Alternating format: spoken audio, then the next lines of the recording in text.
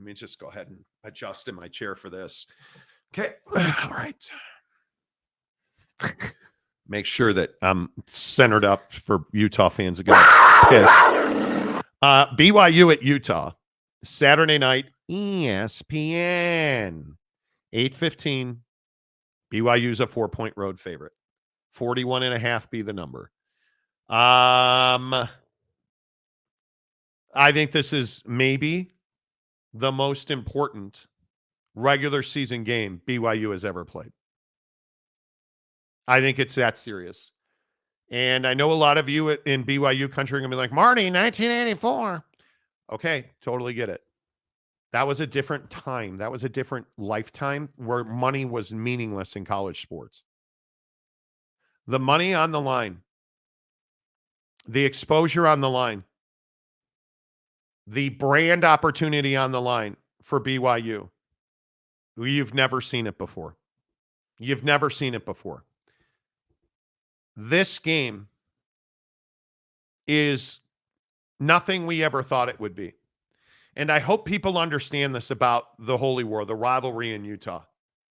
This was supposed to be a coronation for the Utah Utes. This was supposed to be one of the great seasons in the history of Utah Utes football. And it's been one of the worst seasons in the history of Utah Utes football. Conversely, much to the heartache and pain of Utah football fans and the University of Utah football program, this has been one of the best years in the history of BYU football. Historic start to the season. You are undefeated. You are sitting on top of the Big 12 conference. Your destiny is in your hands. But you got to get by the Utah Utes first. And it is what this rivalry is supposed to be about. This right here is what's right with college football. BYU and Utah, and I will die on the hill of telling you, this is the single best rivalry in all of college football. Families do not talk ever because of this game. Max Hall's mom still has not been able to dry her hair because Utah fans poured beer on her. Max Hall hates Utah and everything about Utah. BYU fans hate their brothers and their neighbors on Saturday. BYU fan will either miss church or fall asleep in church on Sunday because this is an 8:15 kickoff and they're not going to miss a moment of it. It's everything that you want in college football.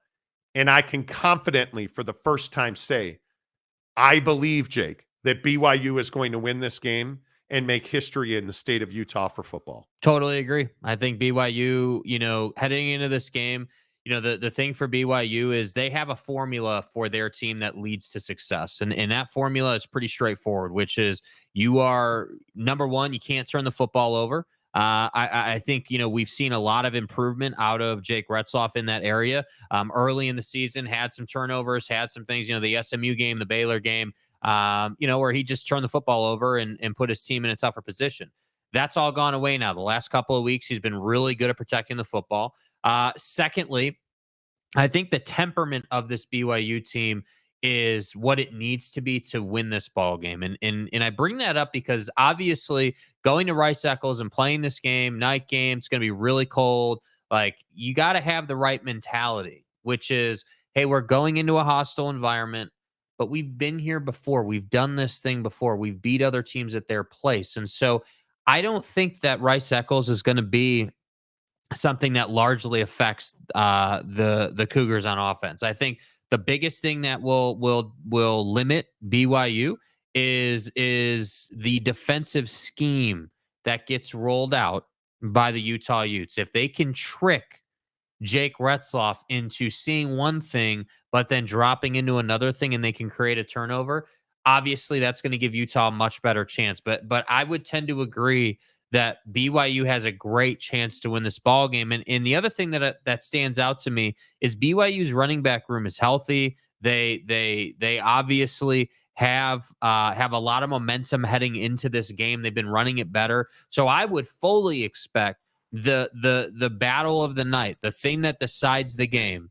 is not Retzloff himself, but it's the BYU Cougars' ability to turn around and hand it off and run for 3.5 yards. It's the Cougs. A carry. It's the Cougs.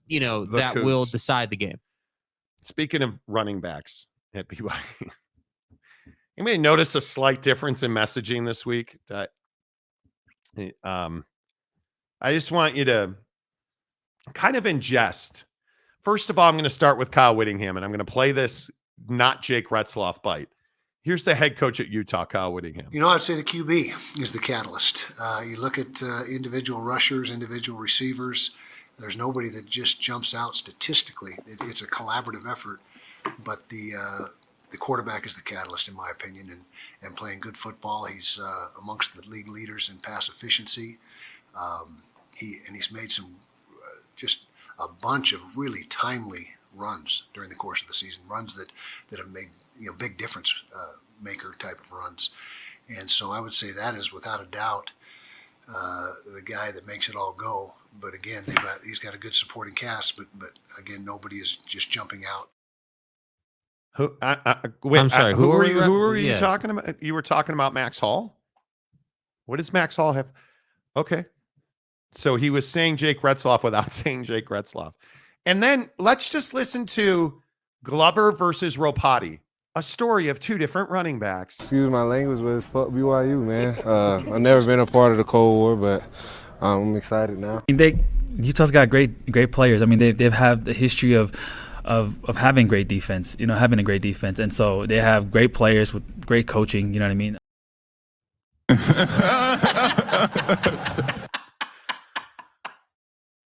That might be one of the single greatest sound bites ever. Now, Jalen Glover, he's a junior. He's an upperclassman.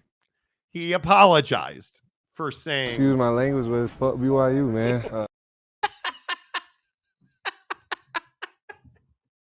It's iconic, bro. That is one of the single greatest things I've ever heard someone say. Oh, excuse my language, but F BYU. Don't you get a helmet sticker for saying that in this town? Come on, dude.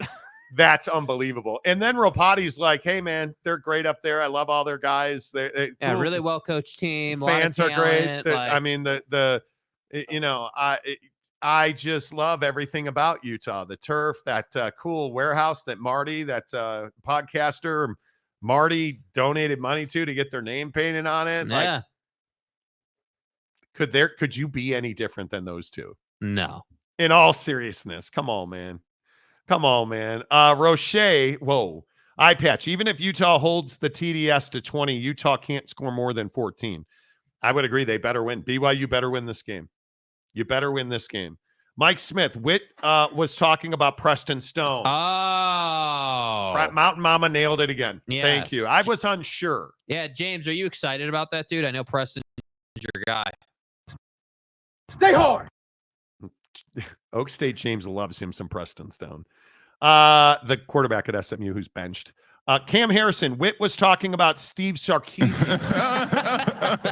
Well, I thought he was talking about Robbie Bosco, but I could be wrong. Right. Mountain Mama.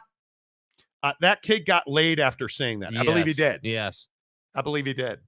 Glover said the Cold War and keep the streak going. Yeah, that was the other portion of his comments that I think that he kind of messed up a little bit. It's not the Cold War, dude. It's the Holy War. And Holy War or Cold War, we're going to kick the crap out of them. And by the way, you don't have a streak going since you lost last time. So, we need this game every year. Jay McClanahan, as if they needed more bulletin board material for this game. Seriously. Snooka, as a tainted cougar. So wait, every cougar doesn't have a taint? Is that what you're...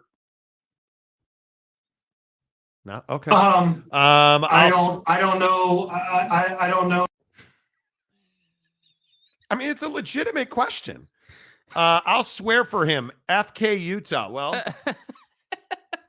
I mean, I don't think he needs you to swear for him, sir. Excuse my language, but it's fuck BYU, man. Wow. That is one of the greatest things I've ever seen. It's now the Cold War. Right. It is going to be like 43 degrees and breezy. He has our full respect. On Saturday night at Rice Eccles. What do you think the difference in this game is? By the way, Sean Rollins gives one Monty Show membership. Okay, Sean. All right. Thank you, Sean Rollins. Don't forget tomorrow, Giving Friday on the Monty Show. If you're somebody that donates memberships, please consider, instead of donating those memberships, make a donation on Venmo to advocates donations. They are working with our friends at the Thanksgiving Heroes Foundation, slc.thanksgivingheroes.org, to feed hungry kids on Thanksgiving. 1 in 6 kids are hungry in this country, which still is astonishing.